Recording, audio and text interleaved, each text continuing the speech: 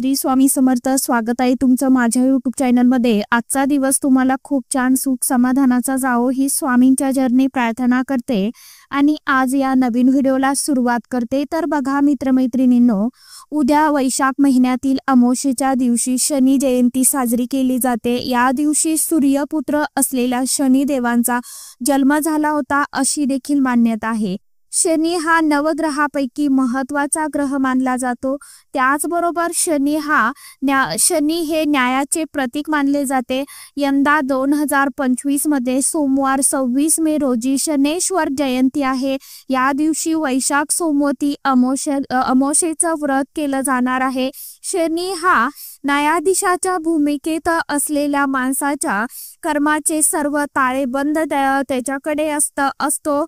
माणसाच्या कर्मानुसार तो यश देतो. शनी हा ग्रह कधीच कुणावर अन्याय करत नाही असं देखील आपल्याला सांगितलं जातं.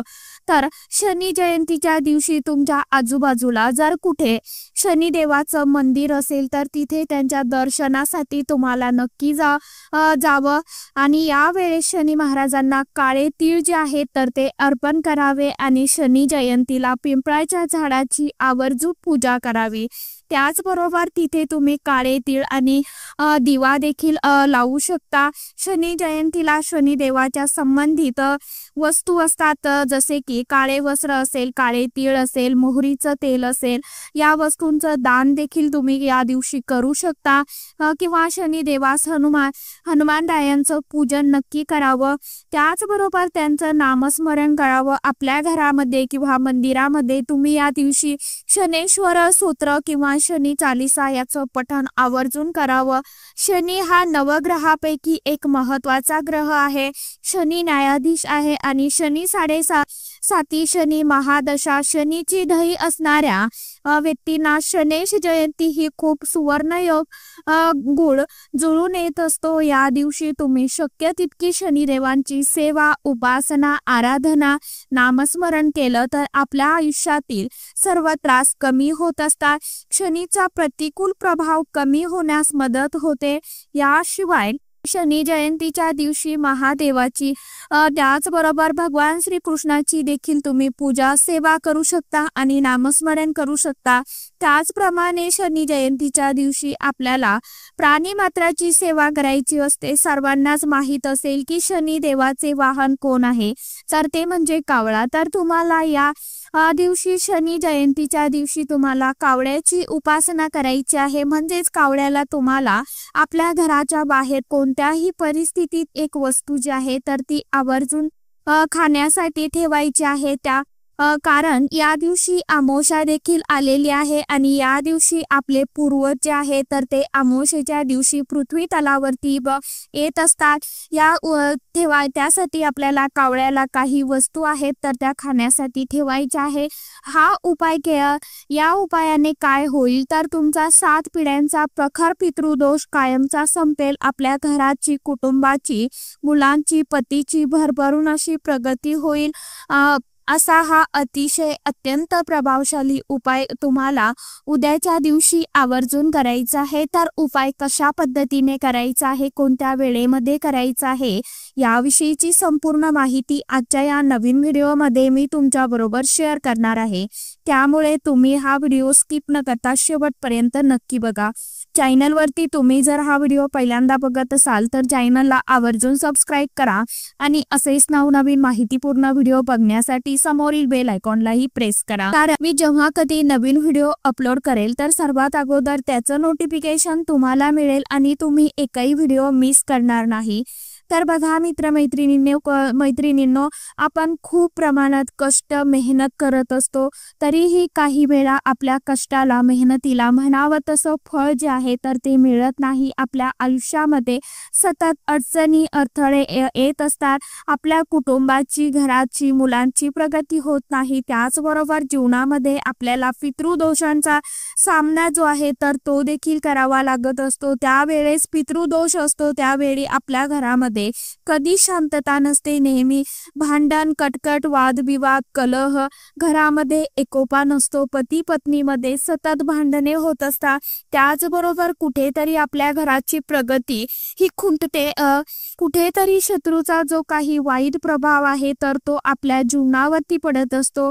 या ज्या काही अनेक आपल्या समस्या असतात त्यासाठीच आपल्या ज्योतिषशास्त्रामध्ये आणि वास्तुशास्त्रामध्ये जे काही प्रभावी उपाय आहेत तर ते सांगितले गेले आहे. ज्या वेळेस या अशा पवित्र तिथी येत असतात जवळ, त्यावेळेस पृथ्वी तलावरती ही जी सकारात्मक ऊर्जा असते तर ती रोजच्या तुलनेमध्ये कितीतरी सहस्रपटीने कार्यशील असते. आणि बघा, शनी जयंतीच्या दिवशी जी पृथ्वी तलावरती शनी तत्व आहेत ना तर ते रोजच्या तुलनेपेक्षा खूप जास्त सहस्रपटीने कार्यशील असतात. त्यामुळे या तत्वांचा फायदा आपल्याला व्हावा, आपल्या घरातील वाईट शक्ती, इडापिडा ही संपून जावी, आपल्या घराची उत्तरोत्तर प्रगती व्हावी, यासाठी आपल्याला हे जे काही प्रभावी उपाय आहेत तर ते आवर्जून करायचे असतात. त्यातलाच अतिशय अत्यंत प्रभावी उपाय आपल्याला करायचा आहे. आपल्याला कावळ्याला ही एक वस्तू जी आहे ती खाण्यासाठी ठेवायची आहे, जेणेकरून शनी महाराजांचा जो काही दुष्परिणाम आहे आपल्या मुलांवरती, घरांवरती, कुटुंबांवरती आहे किंवा कुंडलीतील शनी ग्रह हा कुठेतरी कमजोर झालेला आहे तर ते सर्व आपले त्रास दूर होतील. तर आता हा उपाय कशा पद्धतीने करायचा आहे बघा. तर तुम्हाला उद्याच्या दिवशी सकाळी लवकर उठायचं आहे आणि उठल्याबरोबर शनी देवांची जी 10 नावं आहेत तर ती तुम्हाला घ्यायची आहे. आता ही 10 नावं तुम्हाला गुगलवरती किंवा यूट्यूबवरती तुम्हाला सहज मिळून जातील, तुम्ही तिथेही सर्च करू शकता. त्यानंतर तुम्हाला आंघोळीसाठी जायचं आहे. आंघोळीच्या पाण्यामध्ये थोडेसे चिमूटभर काळे तीळ जे आहेत तर ते टाकायचे आहे, गंगाजल टाकायचं आहे आणि चमचाभर गंगाजल टाकायचं आहे, चिमूटभर हळद देखील टाकायची आहे आणि या पाण्याने तुम्हाला ओम शनेश्वराय नमः या मंत्राचा जप करत तुम्हाला स्नान करायचं आहे. आणि स्नान करून झाल्यावरती आपली रोजची जी काय नित्य देवपूजा असते तर ती करून घ्यायची आहे. आपल्या घरातील साफसफाई करून घ्यायची आहे, कारण या दिवशी जे तत्व असतात पृथ्वी तलावरती त्यावेळेस आपण जर हे सर्व उपाय करत असतो त्यावेळी घरातील वाईट शक्ती आपोआप नष्ट होते. फरशी पुसत असताना त्यामध्ये आपल्याला थोडंसं गोमित्र, मीठ, हळद टाकायचे आहे, लिंबूचा रस पिळायचा आहे आणि त्या पाण्याने आपल्याला आपली लादी फरशी पुसून घ्यायची आहे की जेणेकरून आपल्या घरातील काहीतरी जी काही नकारात्मक शक्ती आहे, वाईट ऊर्जा आहे तर ती लगेच नष्ट होईल. त्याचबरोबर उंबरठ्यावरती हळदीचं लेपन नक्की करायचं आहे आणि हा उपाय जो आहे तर तो आपल्याला दिवसभरामध्ये तुम्ही केव्हाही करू शकता, तुम्हाला जमेल तेव्हा तुम्ही करू शकता. यासाठी तुम्हाला काय करायचं आहे तर तुम्हाला थोडेसे तांदूळ जे आहेत तर ते घ्यायचे आहे आणि त्या तांदूळापासून तुम्हाला भात जो आहे तर तो शिजवून घ्यायचा आहे. आता हा भात शिजवत असताना त्यामध्ये तुम्हाला मीठ अजिबात घालायचं नाही. अळणी भात जो आहे तर तो शिजवायचा आहे. त्यानंतर तो थंड करून एखाद्या वाटीमध्ये, द्रोणमध्ये किंवा प्लेटमध्ये काढून घ्यायचा आहे. त्यावरती थोडंसं दही जे असतं तर ते तुम्हाला टाकायचं आहे आणि थोडेसे काळे तीळ जे आहेत तर ते देखील तुम्हाला टाकायचे आहे. आणि ही जी वाटी किंवा द्रोण, प्लेट असेल, तुम्ही जे काय घेतलेलं असेल तर ते तुम्हाला हातामध्ये घ्यायचं आहे आणि ते संपूर्ण घरातून आपल्याला फिरवायचं आहे. आपलं किचन असेल, हॉल असेल, बेडरूम असेल, तुमचे जेवढ्या रूम असतील तेवढ्या तुम्हाला तेवढ्या रूममधून फिरून घ्यायचं आहे. एकही रूम सोडता कामा नये. आणि ज्या वेळेस तुम्ही ही वाटी हातामध्ये घेऊन फिरत आहात घरामध्ये त्यावेळेस ओम शनेश्वराय नमः या मंत्राचा जप मनामध्ये करत राहायचा आहे. आणि तुम्हाला माझ्या घरातील जी काही वाईट शक्ती आहे, नजरबाधा आहे तर ती सर्व या भातांमध्ये समाविष्ट झालेली आहे अशा पद्धतीचा भाव तुम्हाला तुमच्या मनामध्ये व्यक्त करायचा आहे, ठेवायचा आहे. त्यानंतर तुम्हाला ही जी वाटी आहे तर ती तुमच्या घराच्या बाहेर टेरेसवरती किंवा पत्रावरती किंवा बाहेर बाल्कनीमध्ये, अंगणामध्ये तुम्हाला, त्याचबरोबर झाडाखाली जर तुम्हाला जाणं शक्य असेल तर जिथे कुठे तुम्ही जाऊ शकत असाल ही वाटी ठेवण्यासाठी, द्रोण ठेवण्यासाठी, हा भात ठेवण्यासाठी, तर तिथे व्यवस्थित तुम्हाला जिथे व्यवस्थित वाटत असेल तिथे तुम्हाला हे कावळ्यासाठी म्हणजेच काय तर पक्ष्यांसाठी तुम्हाला खाण्यासाठी ठेवायचं आहे। जेणेकरून पशु पक्षी कावळा वगैरे येत असेल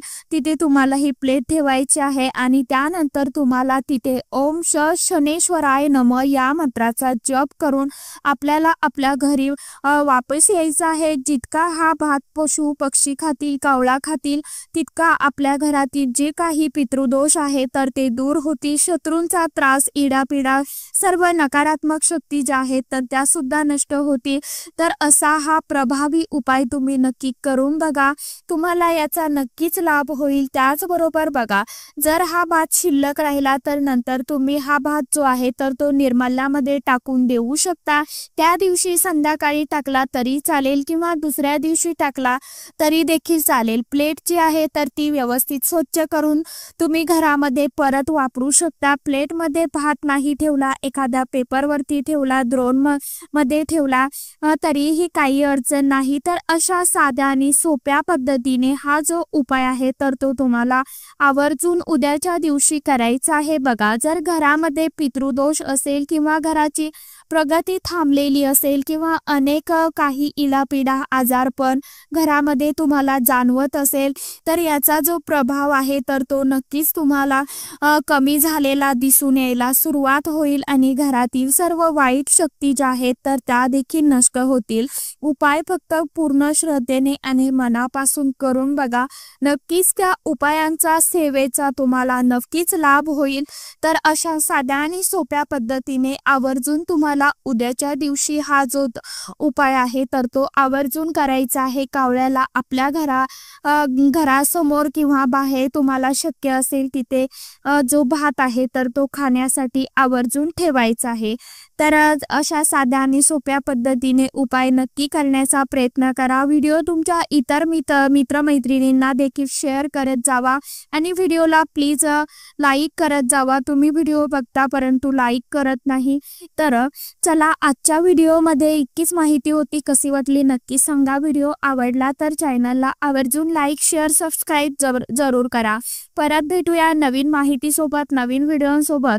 तोपर्यंत सर्व माझ्या यूट्यूब परिवाराला श्री स्वामी समर्थ।